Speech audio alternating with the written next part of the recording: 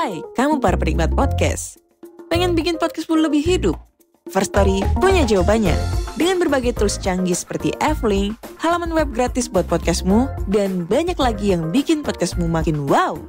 Plus, First Story Ads bisa kasih kamu cuan dari setiap place di podcastmu. Gak ragu lagi, yuk join di firststory.me. Sekali lagi, klik di firststory.me dan jadi bagian dari revolusi podcast di Indonesia.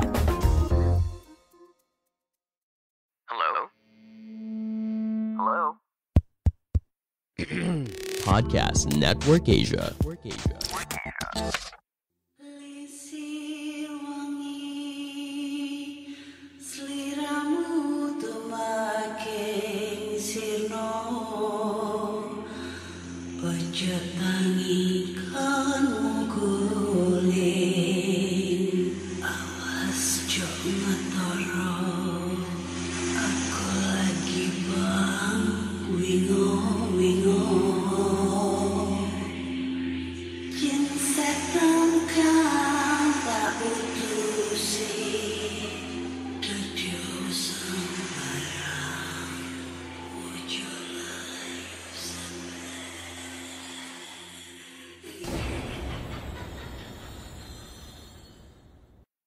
Hai Re, ya apa kabar Re?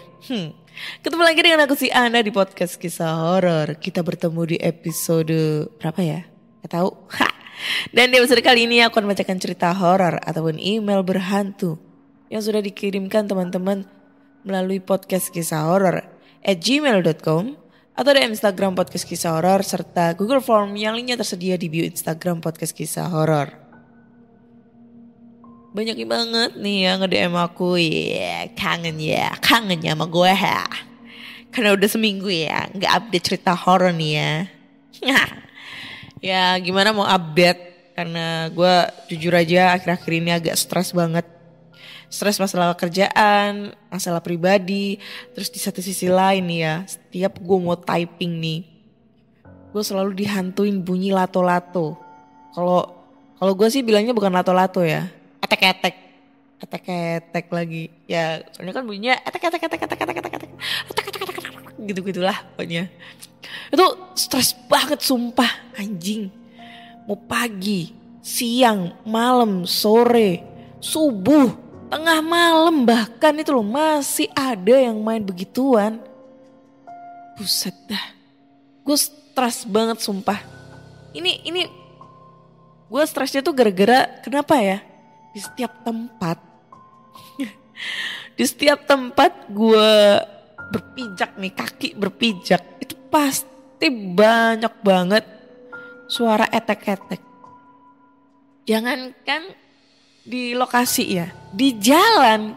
Kemarin tuh gue ngeliat ya, pas gue berangkat kerja gitu ya, di jalan dia lagi dibonceng sama emaknya, dia main lato-lato di atas motor. Gila, nih saking apanya gitu loh. Sebenarnya permainan lato-lato itu udah ada di zaman gue ya, di tahun 90-an itu, 80 90-an itu udah ada yang namanya lato-lato. Cuma gak seviral kayak sekarang gitu loh. Bahkan kemarin gue lihat di berita itu ada yang sampai matanya itu hancur gara-gara kehantam bolanya lato-lato itu. Akhirnya dia buta sebelah. Bahaya kan? Sampai ada kompetensi apa sih? Kompetisi, kok ngomong kompetisi aja susah banget, kompetisi lato-lato di salah satu mall di Surabaya, dan itu ada hadiahnya. Gila nggak? Seviral apa seperti itu? Ini kenapa ya kok bisa viral gitu, gue nggak tahu gitu loh. Terus di satu sisi lain juga kemarin orang tua gue juga sakit, jadi mau gak mau gue harus ngejaga, terus gak ada waktu buat typing gitu dah. Terus gue juga mau ngasih tahu nih ya, karena sebentar lagi di tanggal 13 Januari 2023, 13 Friday ini, bakal ada podcast terbaru kita nih, antara gue sama Mr. Popo. Nah, podcastnya ini judulnya Ada Mereka di Sekitar Kita. Nah ini podcastnya obrolan tentang seputar makhluk tak kasat mata di sekitar kita ya. Kalian penasaran kan? Gue juga penasaran karena gue belum ngedengerin.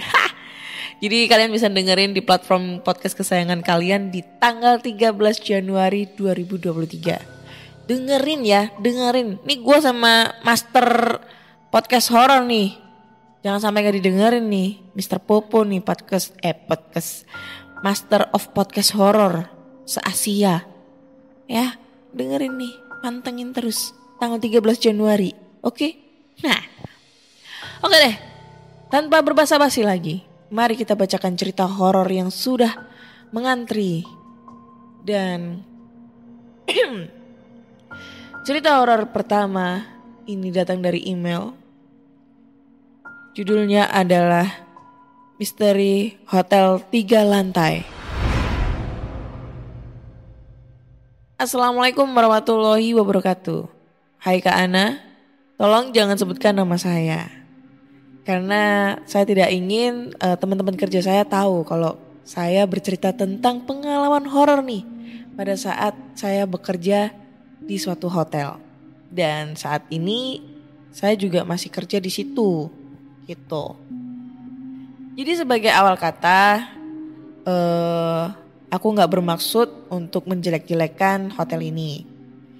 Jadi untuk nama hotelnya, aku samarin aja. Dan aku cuma bisa ngasih clue kalau hotelnya itu ada di Kota Malang, Jawa Timur. Hotel tempat aku kerja ini berarsitektur model Jawa, di mana 70% interior dan dominan warna kuning. 70% interior dan eksterior. Maaf. Dilapisi dengan gebyok, semacam ukiran-ukiran kayu dan lampu penerang dominan warna kuning redup.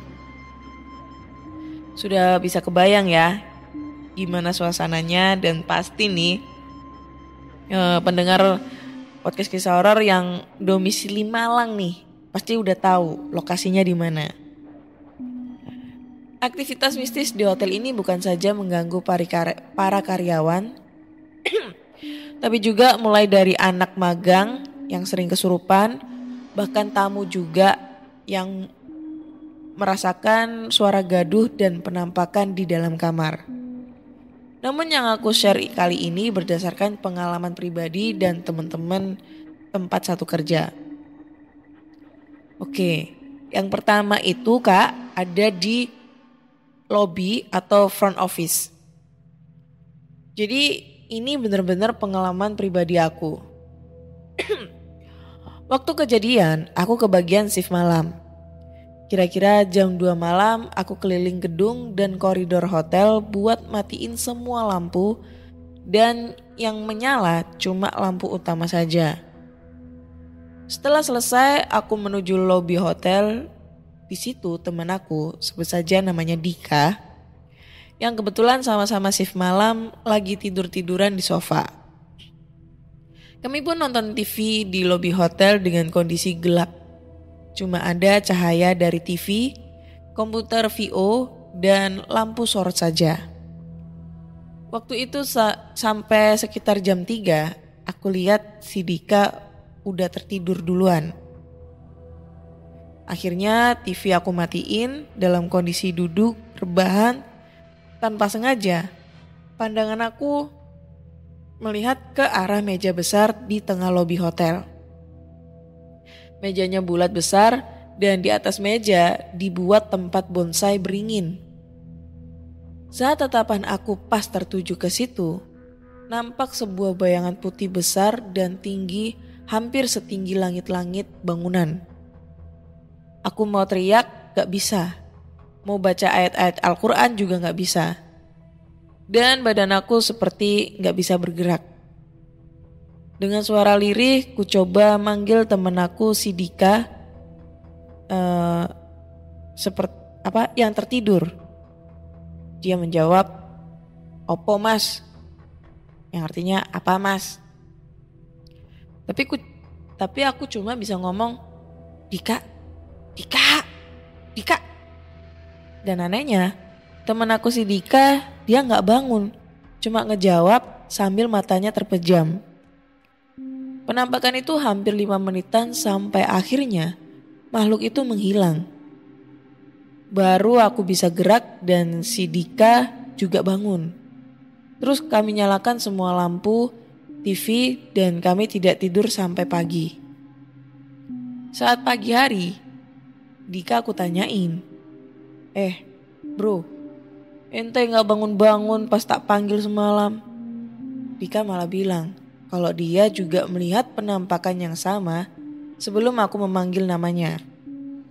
Kalau melihat bentuknya, makhluk itu mirip sama pocong, namun besar dengan muka yang gak jelas. Terus yang kedua nih kak, misteri kamar 207. Kalau dibilang kamar yang satu ini emang paling angker.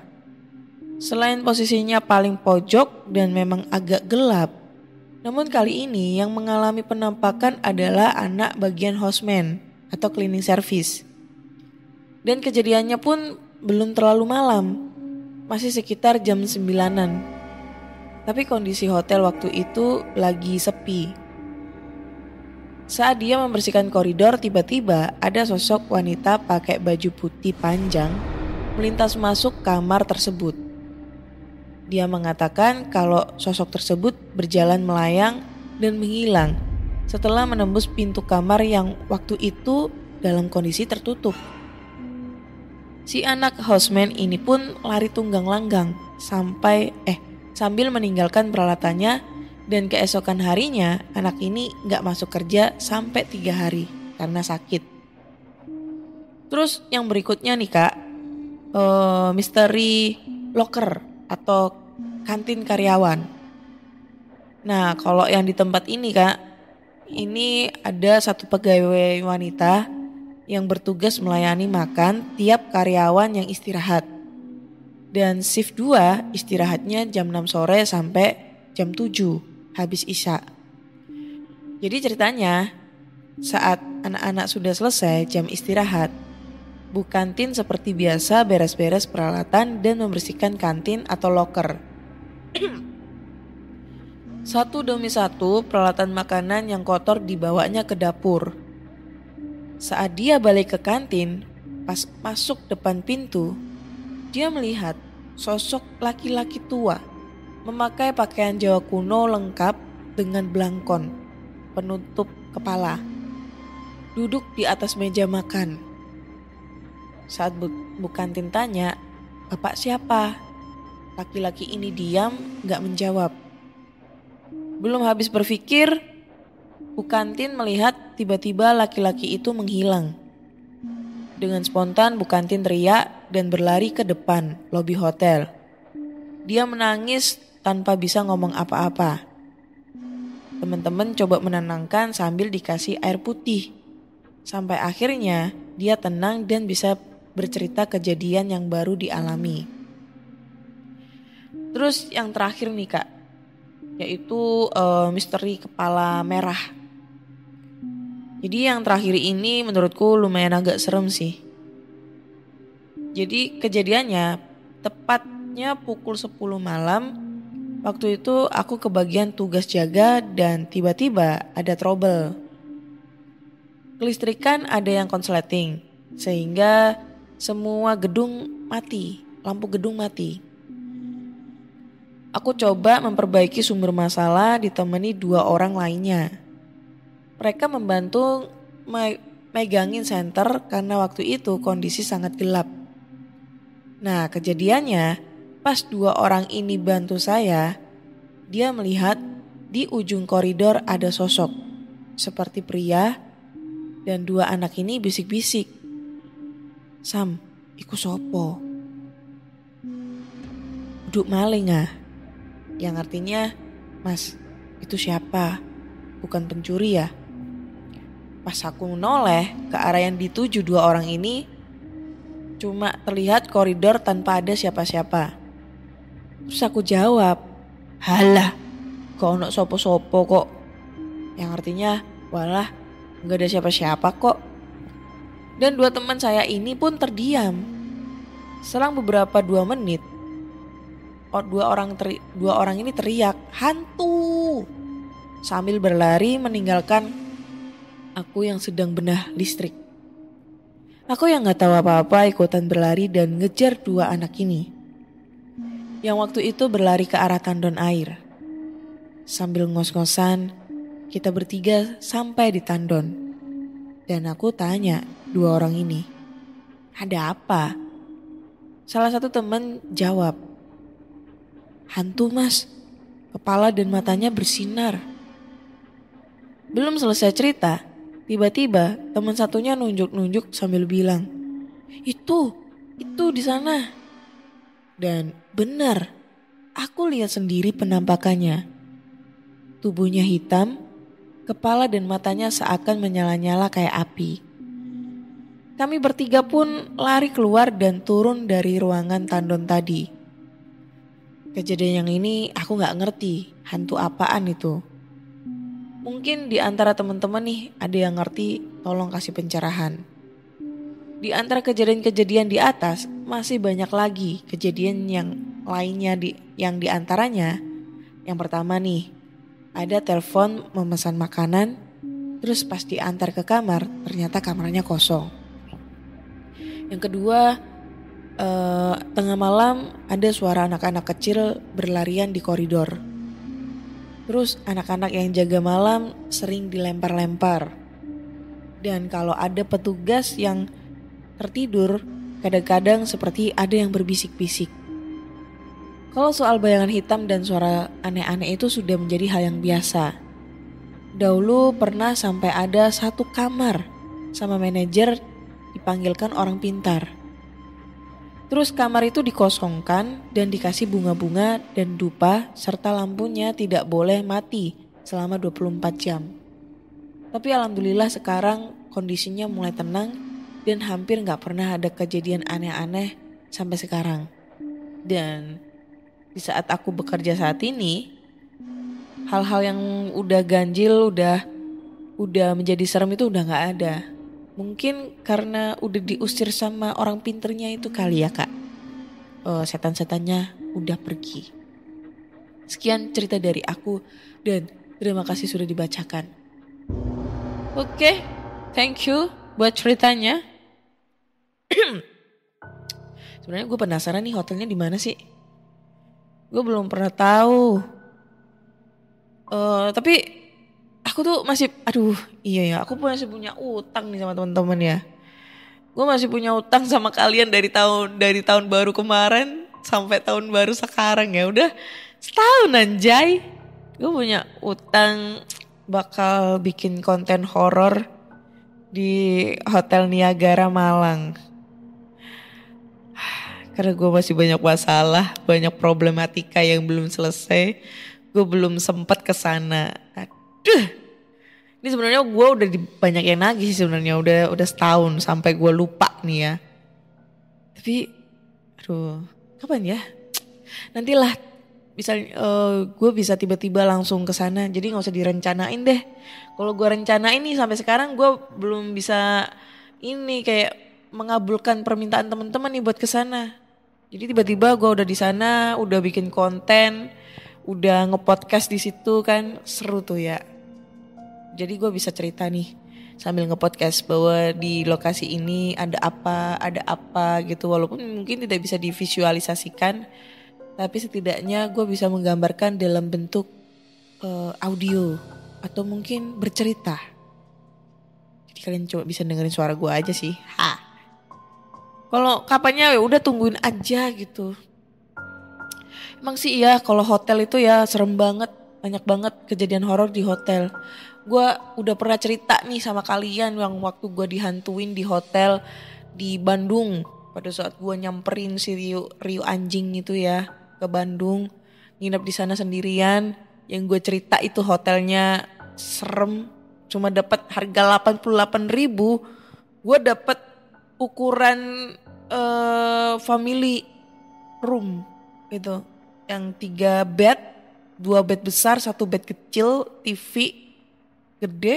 Wah, gede banget deh. Tapi cuma harga 88.000. Bayangin. Dan horornya kayak gimana ya, kalian tinggal scroll aja ya di episode berapa, gue lupa. Gitu guys. Tapi misalnya nih ya, kalau ada teman-teman yang di Malang nih, tahu ini hotelnya namanya apa, buruan DM gue ya. Kasih tahu aja sih, DM gitu doang. Gue penasaran, siapa tahu gue bisa explore ke sana gitu. Apa ya namanya? Bisa bikin konten di sana. Kayak tuh guys. Next, lanjut ke cerita kedua. Gue gak bisa komentar nih di komentar menghujat di cerita kedua pertama ini, karena emang kalau cerita hotel tuh gue gak bisa memungkiri kalau di sana emang angker-angker gitu ya. Di cerita kedua ini ya, ada cerita dari yang namanya Andi. Judulnya adalah kumpulan kisah horor nyata dari dicolek bahkan dicakar. Panjang judulnya ya. Salam sejahtera ke Anda dan pendengar podcast kisah horor. Aku ingin berbagi beberapa kisah horor yang akan aku ceritain dari orang-orang sekitar aku dan aku sendiri. Semuanya adalah nyata dan real. Mungkin kalau kurang seram ya harap dimaklumin ya kak. Jadi yang pertama nih ya, pengalaman nenek aku di kebun singkong. Nah ini cerita aku dapat dari nenek aku yang dari bapak aku. Ketimbang dibilang horor, ini cerita lebih pas dibilang konyol. Jadi ini cerita itu waktu tahun 80-an gitu. Aku aja belum lahir waktu itu. Zamannya listrik masih langka di desa. Jadi waktu itu nenek aku bangun tidur subuh sekitar jam 4 atau 5-an gitu. Dan kebiasaan setiap menjelang fajar, nenek aku selalu nyapu pekarangan rumah, terutama halaman depan. Yang aku bingung nih, kok tuh nenek aku berani banget ya, masih gelap udah nyapu pekarangan. Secara kan pekarangan rumahnya kan luas banget. Ditambah belum ada listrik dan pekarangannya itu dipenuhi pohon-pohon besar. Belum lagi rumah-rumah tetangga masih berjauhan waktu itu. Nggak kayak sekarang. Nah ceritanya dimulai waktu nenek aku nyapu halamannya ini. Jadi halaman depan yang lumayan luas itu dijadiin kebun singkong. Dan ceritanya udah siap panen. Awalnya sih nenek aku gak punya firasat apa-apa waktu nyapu. Tapi tiba-tiba nenek aku lihat ada bapak-bapak setengah baya pakai kaos oblong hitam dan celana kolor sedengkul hitam juga. Terus tuh bapak-bapak pakai caping, sejenis topi bundar yang biasa dipakai petani. Tuh bapak-bapak berjalan ngeloyor begitu aja di depan nenek aku tanpa menoleh ataupun menyapa. Nenek aku yang rada-rada bengong and speechless gitu bertanya-tanya dalam hatinya. Kayaknya dia gak pernah kenal sama sosok bapak-bapak tadi. Dan anehnya lagi, itu bapak-bapak berhenti di kebun singkong. Dan tahu apa yang terjadi kak?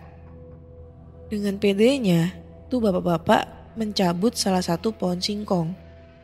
Lalu dia pikul itu pohon singkong beserta isi singkongnya yang sudah besar-besar. Sontak nenek aku langsung teriak-teriak. Tolong, tolong, ada maling nyolong ketelaku gitu kan. Nyolong singkongku. Nenek aku teriak sekencang-kencangnya, berulang-ulang kali. Akhirnya tetangga nenek aku yang terdekat, rumahnya berjarak sekitar 50 meter dari rumah nenek aku, ada yang keluar sambil bawa golok. Mana malingnya? Tak tebas gulune kene. Endi wonge?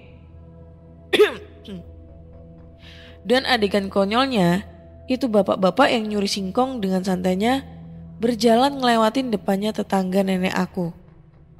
Tapi nenek aku itu sama sekali gak bisa lihat orangnya. Iki, orangnya lewat di depanmu. Mana? Tetangga nenek aku hanya celingak-celinguk sambil mengobang-abingkan goloknya. Dan bapak-bapak tadi masih santai terus jalan dan akhirnya menghilang di kegelapan. Nah, singkat cerita, setelah fajar datang, keadaan sudah mulai terang. Nenek aku dan tetangga-tetangganya yang masih heboh dengan kejadian barusan melihat pemandangan yang terpampang nyata bahwa di kebun singkongnya nenek aku, semua pohonnya masih utuh tanpa ada satupun yang dicabut. Masih utuh dan komplit. Udah mulai gatel nih mau komen ya. Lalu cerita kedua ini pengalaman nyokap aku nih. Nah, ini pengalaman nyokap aku waktu aku masih kecil. Sekitar tahun 94 kalau nggak salah. Rumahku itu letaknya di halaman belakang rumah nenek aku yang dari bokap. Waktu itu serumah yang tinggal ada aku, orang tua aku, adekku yang masih bayi dan juga nenek yang dari nyokap. Zaman yang ini udah jauh lebih ramai ketimbang zamannya cerita kebun singkong. Listrik udah di mana-mana dan rumah warga juga udah agak rapat. Nah, tahun segitu kan lagi tren-trennya telenovela yang bintangnya Thalia itu. Selain itu, tontonan kayak wayang di TV juga masih digemari. Nah, nenek aku yang dari nyokap ini demen banget nonton TV di rumah tetangga. Yang jaraknya 100 meter kira-kira. Waktu itu TV masih cukup langka di desa-desa dan parahnya nenek aku ini suka lupa waktu kalau nonton. Suka sampai tengah malam. Nah, kalau fisiknya sehat sih oke-oke aja. Tapi nenek aku punya penyakit banyak, kayak rematik, darah tinggi, dan masih banyak lagi lah. Buat jalan aja susah. Lagian apa gak sungkan sama yang punya TV? Emang sih saudara sendiri, tapi kalau nonton kebablasan kan harusnya tahu diri juga kan. Nah, nyokap aku udah sering nasihatin, tapi apa daya ini nenek aku bandel banget. Sampai pada suatu ketika, nenek aku seperti biasa nonton sampai lewat tengah malam. Dan seperti biasa nyokap aku harus jemput tuh nenek aku buat pulang kalau udah larut gini. Akhirnya nyokap aku berangkat buat jemput nenek. Waktu berangkatnya sih gak ngalamin kejadian apa-apa. Kejadiannya itu pas pulangnya. Karena hari udah gelap dan nenek aku jalannya mesti pelan-pelan, jadinya nyokap aku mesti jalan sambil nuntun nenek. Nah, kan dari rumah tetangga sampai ke rumahku ini harus ngelewatin lapangan bola. Nah, disinilah kejadiannya. Perasaan nyokap aku jadi gak enak banget katanya. Jadi waktu ngelewati jalan samping lapangan bola dekat dengan tiang gawang. Menurut cerita nyokapku, awalnya kayak ada seekor ayam putih di bawah tiang gawang. Tapi itu ayam lama-lama jadi tinggi dan tinggi. Besar sih enggak. Bentuknya cuma putih dan nempel di tiang gawang gitu. Nyokap aku sontak langsung lemes. Mana itu sosok katanya semakin tinggi melewati tingginya tiang. Nah, di situ nyokap aku hanya bisa pasrah. Nyokap aku memilih untuk tidak cerita ke nenek. Takutnya kalau nenek panik atau lari, jadilah nyokap aku menderita seorang diri. Sambil menahan ngeri dan berdoa dalam hati, nyokap aku dengan tabah harus tetap menuntun nenek aku jalan sampai rumah. Sementara itu, sosok terus semakin tinggi dan tinggi. Dari keterangan nyokap sih, dia gak tahu pasti kapan itu sosok ngilangnya. Nyokap akhirnya memilih untuk tidak menoleh lagi dan terus jalan sampai ke rumah. Waktu itu nyokap merasa jengkel juga sama nenek aku yang susah dibilangin kalau nonton suka kelewat malam. Nah, pengalaman yang ketiga itu dicolek-colek dan dicakar. Nah, yang ini itu pengalaman aku. Jadi kalau gak serem harap dimaafin ya. Emang seumur-umur aku gak pernah ngalamin kejadian horor yang bener-bener ekstrim sih. Tapi pernah lah beberapa kali. Gak ada salahnya kan kalau aku berbagi cerita. Jadi yang pertama itu waktu aku kelas 2 SMP sekitar tahun 2004. Waktu itu aku lagi baca buku sambil tengkurap gitu di atas kasur. Gak kerasa waktu sampai larut malam. Tiba-tiba serasa ada yang nyolek telapak kakiku. Gak kenceng sih nyoleknya, tapi masih kerasa banget. Posisi telapak kaki aku itu keluar dari tempat tidur. Jadi setengah ngegantung gitu. Aku sih cuek, paling ortu aku yang ngisengin. Terus tak berapa lama aku dicolek-colek lagi berkali-kali. Karena geli akhirnya noleh ke belakang. Ternyata gak ada siapa-siapa. Aku sempet cek ke bawah kolong tempat tidur tapi gak ada siapa-siapa juga. Aku cek semua orang di rumah udah pada tidur.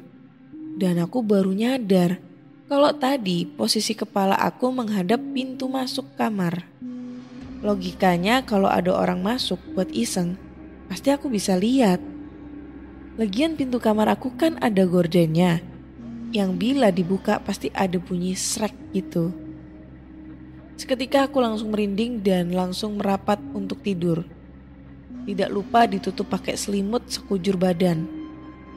Pernah juga waktu aku kuliah di Tangerang, waktu itu numpang di rumah om. Aku ini tipenya orang yang suka sleep paralysis alias ketindihan. Kadang lama gak kumat, terus tiba-tiba bisa kumat lagi ketindihannya. Kalau udah terlanjur kumat gitu bisa hampir tiap hari ngalamin untuk beberapa waktu sampai akhirnya sensitif. Tapi aku sih gak permasalahin karena itu bisa dijelaskan dalam ilmiah dan ilmu kedokteran. Nah ini salah satu ketindihan yang paling gak bisa aku lupain waktu kuliah di Tangerang. Jadi waktu itu aku posisi tidur miring. Terus karena aku karena waktu ketindihan itu aku serasa dipeluk dari belakang. Dan lebih parahnya lagi, pahaku rasanya kayak dicakar. Sontak aku kaget dan benar-benar meronta, pengen segera bangun. Setelah beberapa detik aku berhasil bangun, nafas ngos-ngosan dan badan panas dingin rasanya. Oke fix, kalau itu sih biasa aja ya. Yang gak biasa itu paha aku yang dicakar masih kerasa. Perih banget, bahkan ada bekas cakarannya. Aku merinding abis. Sebelum melanjutkan tidur, aku berdoa dulu dengan nafas yang gak karuan dan badan yang masih lemas. Oke kak, sementara itu dulu ceritaku. Semuanya real, gak ada kebohongan. Kalau ceritanya kurang serem ya maaf, aku gak pintar nulis cerita horor nih kak. Terima kasih sudah dibacakan dan sampai jumpa di cerita-cerita horor berikutnya. Oke, thank you buat ceritanya guys. Ini cerita yang kedua ini kayaknya dia udah seumuran nih sama gue ya. Karena 2004 dia kelas 2 SMP. Sedangkan gue juga 2004 kelas 2 SMP. Fix, kita seumuran. Kalau lu masih jomblo hubungin email gue. Enggak, canda. Komen apa ya? Yang pertama itu neneknya nyapu di fajar, menjelang fajar. Yang katanya dia itu adalah hal yang terkonyol. Ya menurut aku tuh udah biasa gitu loh ya. Di desa-desaku dulu itu subuh jam 4, setengah 5 itu orang-orang tua pada zaman dahulu itu, mbahku dulu itu jam segitu tuh udah nyapu halaman pakai sapu lidi. Srek. Yang dengan maksud kalau nyapu di pagi hari itu kan suasananya kan masih sejuk. Udaranya itu kan masih fresh ya, tanpa ada polusi. Dan di satu sisi lain itu juga karena biar selesai selesai di awal, gak kena panas gitu. Dan paginya itu bisa melakukan aktivitas seperti memasak, mencuci dan lain-lain. Itu tugasnya gitu. Nah terus kalau dia ngelihat sosok orang yang ngambil singkong, ya mungkin kan bisa jadi emang ada orang yang lagi ngambil singkong, ya kan. Zaman dulu itu kan susah banget beras. Kita makanya pakai singkong di tahun 80-an itu. Ya mungkin nih, mungkin ya. Kalau orang tetangganya nggak bisa ngelihat, ya mungkin kan zaman tahun 80-an itu kan masih kental akan budaya per ilmuan gitu ya. Jadi kan siapa tahu si orang itu punya ilmu menghilang yang dia manfaatkan untuk mencuri singkong. Tujuannya ya buat makan gitu. Gitu guys. Terus kalau semisalnya dia ngelihat di sekitarnya tidak ada singkong yang dicabut, ya logika aja. Di desa saya, kebun singkong itu enggak 1, 2 atau 3 pohon, tapi banyak banget pohonnya gitu loh. Masa iya di si neneknya ini harus melihat satu-satu, ngitung satu-satu ada berapa ini pohonnya gitu kan, enggak gitu loh. Jadi bisa dibilang itu mungkin halu ya, halu nih, halu. Bodoh amat gue di komen sama netizen gue ngomong halu, bodoh. Kan berdasarkan komentar gue sendiri, ya kan. Lalu yang kedua juga cerita emaknya yang melihat sosok ayam yang tiba-tiba tinggi. Ya itu gue bisa jadi 2 kemungkinan ya. Bisa jadi dia melihat sosok makhluk halus, bisa jadi juga dia halu. Karena apa? Karena tengah malam terus dengan apa ya, ibaratnya itu jarak pandang yang sangat terbatas, ya kan? Tahu kan ya? Kalau semisalnya nih kita berada di tempat kegelapan malam gitu. Pokoknya tempat gelap. Ya walaupun masih ada penerangan dikit-dikit dari rembulan gitu ya. Dari sinar bulan. Itu pupil kita tuh akan membesar. Sehingga kita kayak ngelihat ngelihat, pernah gak sih kayak kita itu di tempat gelap atau mungkin pas kena flash atau apa gitu, terus tiba-tiba pupil kita itu membesar, abis itu ini kita kayak ngelihat bayangan gitu di mata kita. Tahu nggak sih? Aduh, gue ngejelasinnya kayak gimana ya? Ya intinya kayak gitulah. Itu bisa jadi itu yang dialamin sama emak lu gitu ya. Karena waktu itu dia jalan di tempat gelap, mapah neneknya, terus oke bro. Habis itu karena pupilnya itu membesar, jadinya dia tuh kayak ngelihat bayangan-bayangan gitu di depan matanya. Nah itu yang dialamin sama emak lu gitu. Kalau yang ketiga, ya udah jelas lah. Gue udah capek ngejelasinnya masalah ketindihan itu ya. Dan dia juga udah sadar sendiri itu bisa dijelaskan dengan ilmu kedokteran gitu. Jadi gue gak usah ngejelasin lah ya yang ketiga. Jadi intinya cerita kedua ini agak sedikit halu. Gue gak bilang ini banyak halu ya. Nanti gue di komen lagi sama netizen. Enggak, gue bilang ini agak sedikit halu. Gitu guys. Oke, bisa diterima penjelasan gue? Gak bisa? Ya udah. Oke deh. Kayaknya udah cukup dulu untuk di episode kali ini ya. Udah 2 cerita yang aku bacain. Menurut kalian, cerita mana yang paling seram? Bisa langsung aja komen di kolom komentar di Noise. Karena emang di Noise kalian bisa langsung berkomentar. Jangan lupa dengerin podcast Kisah Horor di Spotify, Google Podcast, Apple Podcast, Noise. Terus juga di Pogo. Lalu ada di Reso juga ya. Jangan lupa kasih bintang 5 nih buat podcast Kisah Horor di Spotify.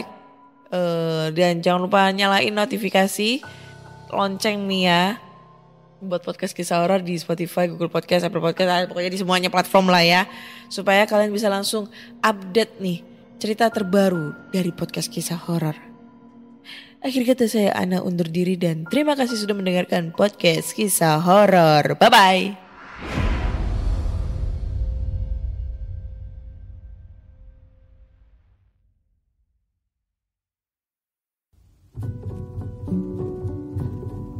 Pandangan dan opini yang disampaikan oleh kreator podcast, host, dan tamu tidak mencerminkan kebijakan resmi dan bagian dari podcast Network Asia. Setiap konten yang disampaikan mereka di dalam podcast adalah opini mereka sendiri dan tidak bermaksud untuk merugikan agama, grup etnik, perkumpulan, organisasi, perusahaan, perorangan, atau siapapun dan apapun.